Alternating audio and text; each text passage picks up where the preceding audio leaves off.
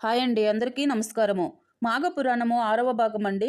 కప్ప మనిషి రూపము దాల్చుట ఈ కథలో మనము తెలుసుకుందాము. ప్లీజ్ అండి, ఒకే ఒక లైక్, మీరు చేసే ఒక లైక్ నాకు ఎంతో ఉపయోగపడుతుందండి. మునిశ్రేష్ఠ, నా వృత్తాంతమును తెలియజేయుమును కాన వినండి. నా జన్మస్థానము గోదావరి నది సమీపమునున్న ఒక గ్రామమున నా తండ్రి పేరు హరిశర్మ, నా పేరు మంజుల. నన్ను నా తండ్రి కావేరి తీరవాసియగు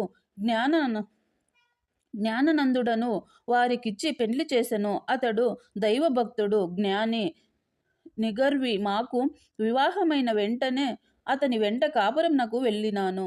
మరి కొన్నాళ్లకు మాఘమాసము ప్రవేశించినది. ఒకనాడు నా భర్త సఖి, మాఘమాసము ప్రవేశించినది. ఈ నెల చాలా పవిత్రమైనది. దీని మహత్వము చాలా విలువైనది. నేను నా చిన్నతనము నుండి ప్రతి సంవత్సరము మాఘ స్నానములు చేయుచున్నాను. నీవు నా భార్యవు కావున నీవును ఈ మాఘమాసము ఎందను ఈ కావేరి నదిలో స్నానమాచరించను. ప్రతి దినము ప్రాంతకాలమున నిద్రలేచి కాలకృత్యములు తీర్చుకొని సమయమునకు తెల్లవారి సూర్యోదయమునగును. సూర్యుడు ఉదయించిన వెంటనే నదికి పోయి నదిలో స్నానము చెయ్యుదము. ప్రభద సూర్యునికి నమస్కరించిన తరువాత నది ఒడ్డున విష్ణువు యొక్క చిత్రపటములను పెట్టి పువ్వులతోనూ మంచి గంధము అగరుబత్తులతోనూ ధూప దీపములలోనూ పూజించి స్వామికి అఖండ పూజలు అందించవలను.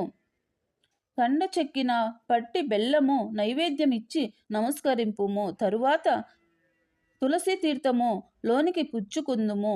మరి కుటీరమునకు వచ్చి మాఘ పురాణమునను రోజొక అధ్యాయము చొప్పున పఠించెదము. దీని వలన మనకు చాలా ఫలము కలుగును. నీ 5వ తనము చల్లగా ఉండును అని హితబోధ చేసెను. నేను అతని మాటలు వినిపించుకోక రుసరుసలాడి అతనిని నీచముగా చూచితిని. నా భర్త చాలా శాంతస్వరూపుడు అయినను నేను హద్దు మీరి మాటలాడుటనే అతనికి కోపం వచ్చి, ఓసి మూర్ఖురాల, నా ఇంటికి వచ్చి నా వంశమును ఉద్ధరించుచున్నావు. ఇంత దైవ ద్వేహివా? నాకు తెలియదు. నీవిక నాతో ఉండ అవసరము లేదు. మాఘమాస పవిత్రం నీకింత నీచముగా కనిపించునా? అయితే నీ పాపమునకు నిన్ను క్షమించను కాని మగని మాటకు మారాడిన ఫలితముగా కృష్ణానది తీరమునందు రావి చెట్టు తొర్రలో మండుకమై ఉందువు కాక అని నన్ను శపించెను. అమ్మయ్య, భయపడకము. నీకీ శాపము కలిగి 1000 ఏండ్లు పైగా అయినది. ఇంతకాలము నీవు అనేక కష్టములు పడి జీవించినావు. నీ భర్తయను ఏకాంతముగా చాలా కాలము జీవించి హరినామ సంకీర్తనలు చెయ్యొచ్చు మృతుడయ్యను. అతడిప్పుడు వైకుంఠములోనున్నాడు. నీవు నీ పతి మాటలు విననందున ఇంత కష్టపడినవో తెలిసినది కదా. మాఘమాస ప్రభావము అసామాన్యమైనది. సకల సౌఖ్యములు, పుత్ర సంతతి, ఆరోగ్యము కలుగుటయే కాక మోక్ష సాధనయు కూడా నీకీ మాఘమాస వ్రతము మించిన మరి యొక్క వ్రతము లేదు. విష్ణుమూర్తికి ప్రీతి అయిన వ్రతము. నీ భర్త దురదృష్ట కాలజ్ఞాని. అతని గుణగణాలకు అందరూ సంతోషించెదరు. వారు నిన్ను పెండ్లి అయిన తరువాత తన వంశాభివృద్ధి చేసుకోవాలనుకునే వాడి ఆశతో నుండిటివి వాడు. కానీ నీ వలన అతని ఆశలన్నీ నిరాశలైపోయినవి. నీ మూర్ఖత్వము వలన నీ భర్తకు కోపము కలిగి నిన్ను శపించవలసి వచ్చినది. నిన్ను నీళ్లలో స్నానము చెయ్యమన్నాడు, నీవు చెయ్యనన్నావు. అందువలన నీకు నీరు దొరకకుండా చెట్టు త్వరలో జీవించమని శపించాడు. ఈ దినమున దైవ నిర్ణయముచే నీవు నా సమక్షములో పడి నందున నీ భర్త శాపము ప్రకారము మరల నీ నిజ రూపము పొందగలిగినావు.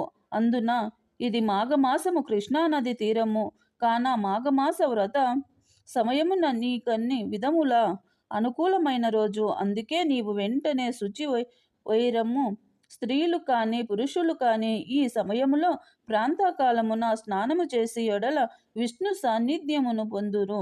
ఎవరైనా తెలిసి కానీ తెలియక కానీ మాఘశుద్ధ సప్తమి దశమి పౌర్ణమి అందియు పాడ్యమి రోజునను నది స్నానం ఆచరించిన ఎడల వారి పాపములు నశించును. మాఘశుద్ధ పాడ్యమి నాడును అటులనే దశమి ఏకాదశి ద్వాదశి దినములలోనూ స్నానము చేసి శ్రీమన్నారాయణ పూజించి పురాణ కాలక్షేపము చేసిన ఎడల శ్రీహరి సంతోషించి మనోవాంఛలు సిద్ధించుటల పరమించును. భక్తి శ్రద్ధలతో మాఘపురాణము వినిన మోక్ష ప్రాప్తి కలుగును అని గౌతమముని ఆమెతో చెప్పినట్లుగా మహేశ్వరుడు పార్వతితో ఈ కథ చెప్పెను. ఆరవ భాగం అండి